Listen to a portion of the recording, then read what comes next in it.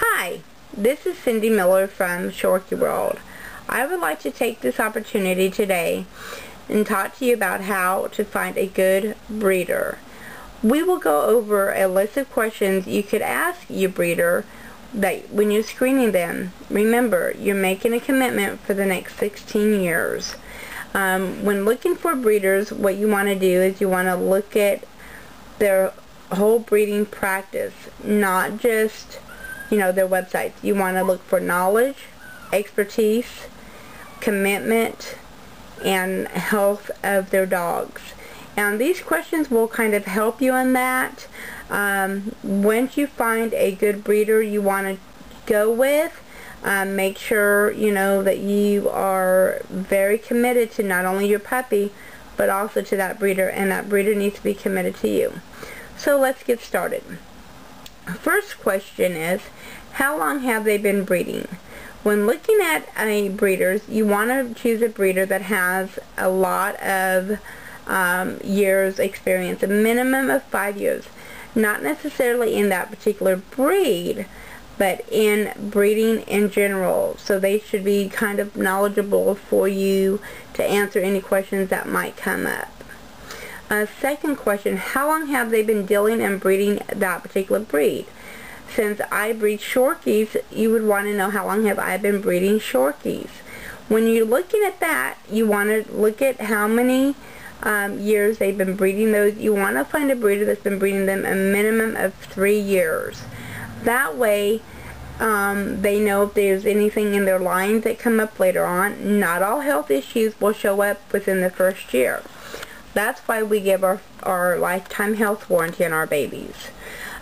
Because we are committed to you as your breeder for the next 15, 16 years.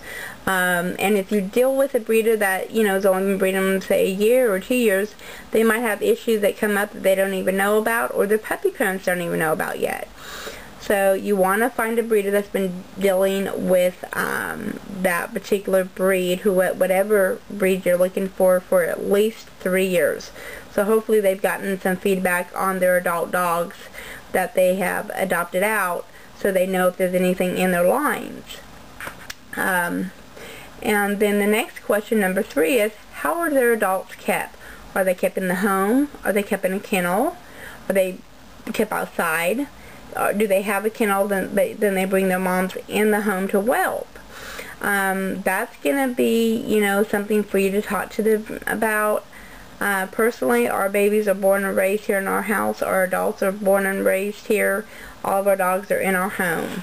And we will be posting videos of our house and how we have it set up in our puppy club for our puppy parents. So anyway, just because somebody has a kennel does not make them a bad breeder. You could be a bad breeder and have 2 dogs. You need to find a breeder that's going to do the genetic testing, that's going to provide you a happy, healthy companion pet with a great health warranty, and somebody that's going to be there even after the adoption process is over. Next question, how many litters do the females have before they get retired? We think that any female should not be bred after the age 5. Now, that's our personal opinion, and that's something that you will need to talk to your breeder about. We didn't let our babies or our puppies or adults have, 3 litters, and they're usually retired by the time they're 5. So if you're looking for an older dog, please feel free to give me a call or send me an email, because we do have them periodically. And then, as far as the litters they have before they're retired, if you start breeding at 18 months, and you shouldn't breed every heat cycle. Some dogs will come into heat every 6 months, some dogs every 8, sometimes once a year. So we don't let ours have, 3 to 4 litters in their lifetime. The next question is, what age do you retire your females? Okay, we personally think 5 years, 5.5 is a good age. What do they do with their retirees? There are some breeders out there that they just kill them. They're done producing puppies for them, so they just take them out in the backyard and shoot them in the head. Very sad. Very, very sad. Or they'll take them to the vet and have them put down. Very sad. You want to find a breeder that actually retires their retirees into homes. That way, you know that you're dealing with a breeder that cares. After all, these are living, breathing creatures. They should not be, put to sleep just because they cannot produce anymore or they don't produce anymore. They should be able to go into a family and just strictly be a pet. So that's something that you really need to talk to your breeder about, what they do with their retirees. If you're looking at purebred puppies, you need to know if they line breed or inbreed. There is a difference. Line breeding is where you would breed, say, a grandmother to a great-grandson. Line inbreeding would be mother to son, father to daughter, sister to brother. We don't do any of that here. We think it's disgusting. I wouldn't want to sleep with my father. so same concept. Other question 8. What kind of congenital defects can be present in this breed? The Shih Tzu and the Yorkie have a lot of same common factors when it comes to health issues. They can both have heart problems, they can both have liver problems, they can both have knee problems, they can both have eye issues. That is why it's so important to make sure that your breeder that you're dealing with is doing surf testing for the eyes, bile acid testing for their liver, OFA testing for their hips, knees, and heart. Next question. What steps are they taking to decrease these defects? So what kind of testing or what steps do they take to make sure their puppies and adults don't have health issues? The testing, the OFA, the surf testing, the bile acid testing would be great steps for that. And then obviously not breeding anything that has an issue. There's no sense in doing the testing if they're still going to breed the dog. Next question. Do they offer a written health contract? You need to make sure that you do get a written health contract in writing so there's no miscommunication later on that you thought this or they thought that or whatever. If the breeder says, oh, my dogs are teacup, imperials, whatever, get it in writing.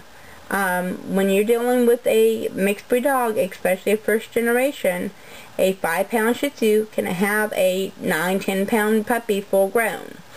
So you have to look at 5 generations back. And that, the AKC standard for the Shih Tzu is 9 to 16 pounds.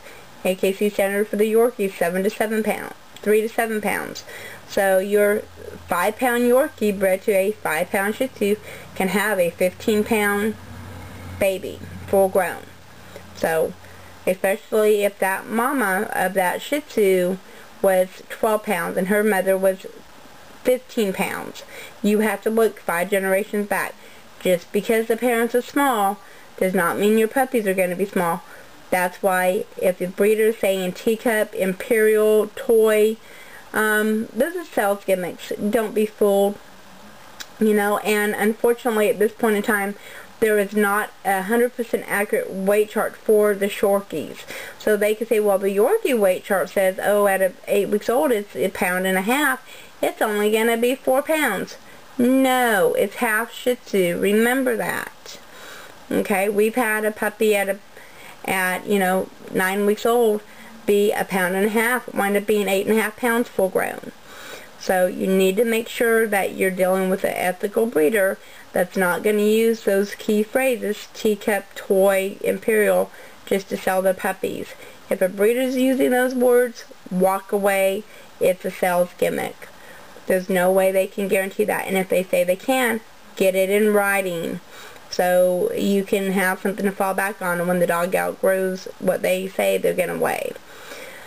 Next question, number 11. Do they require their puppy to be spayed or neutered? Any ethical breeder, responsible breeder, would want their puppies to be spayed or neutered. We actually neuter all of our males before they go home. You want to make sure that you have to have a spay contract. Ethical professional breeders don't want people out there mass producing puppies that don't know what they're doing. Breeding is not something to be taken lightly. It's something that should be done on a very serious note. You're taking living, breathing creatures in your lives in your hands. So, and don't breed a dog if you don't want the dog to die. Because you can have a mama that needs a cesarean, you take her in there and she die on the table. And then you just lost your most loving, treasured, bed buddy, all because you wanted a litter of puppies.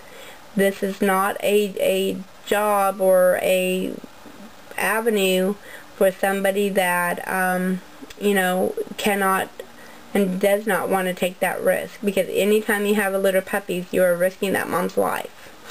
So it needs to be done, the right way.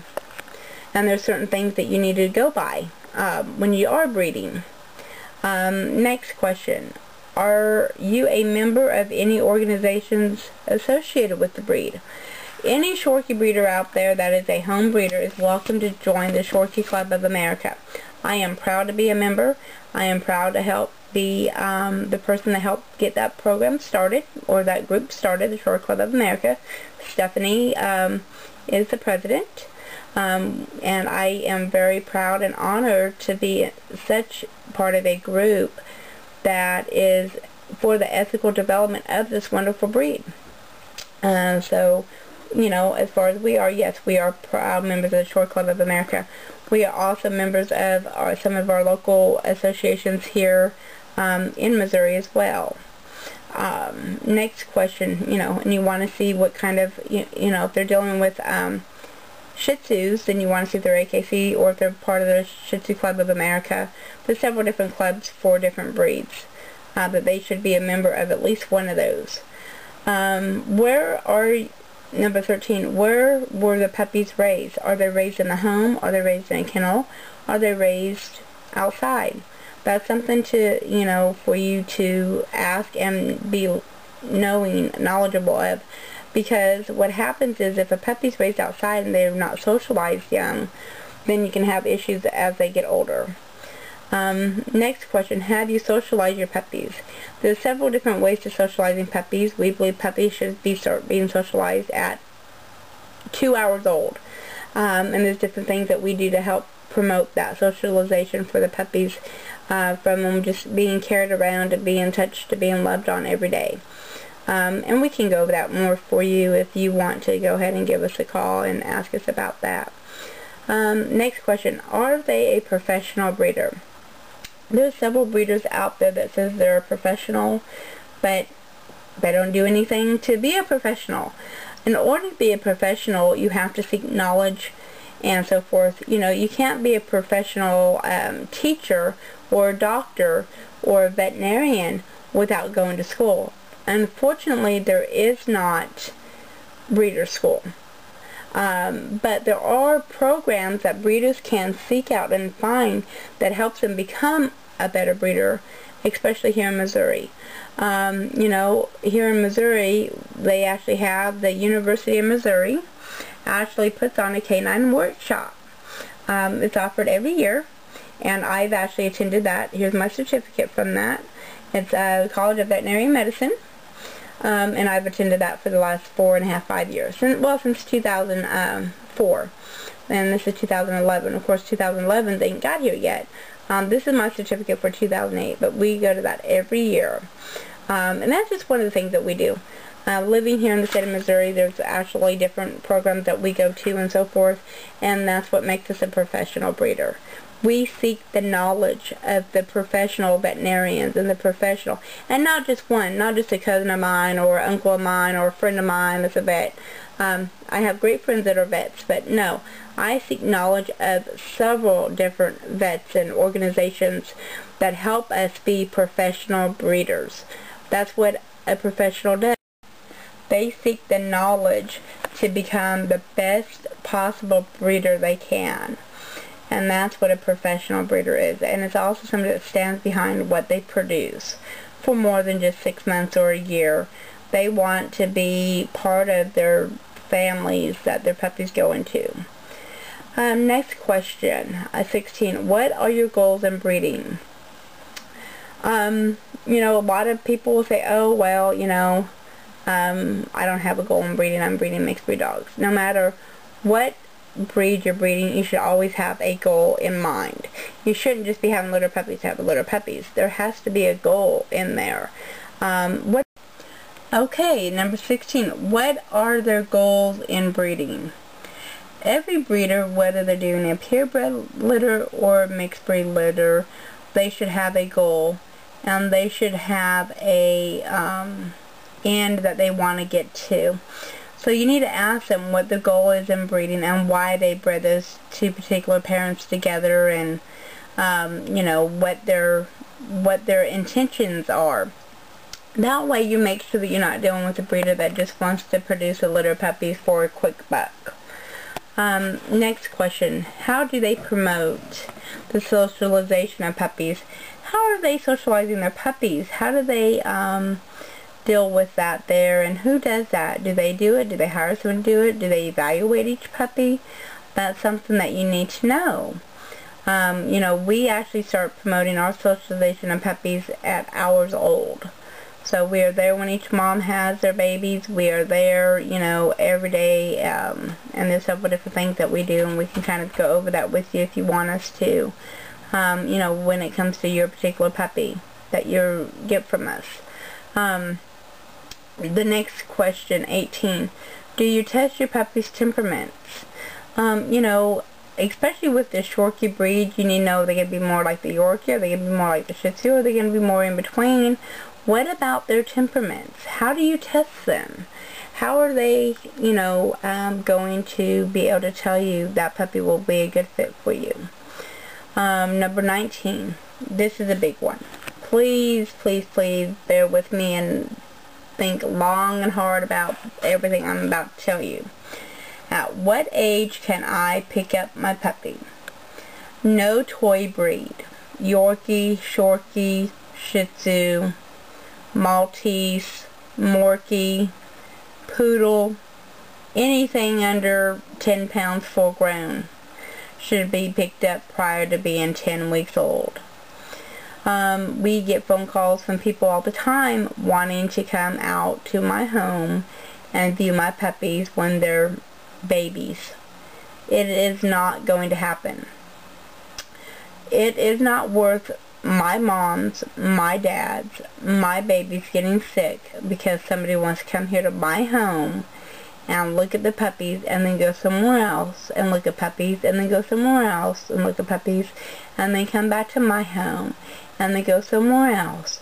You know, puppies are not protected against parvo, distemper, giardia, coccidia, and any other numerous diseases out there that you could possibly bring into my home.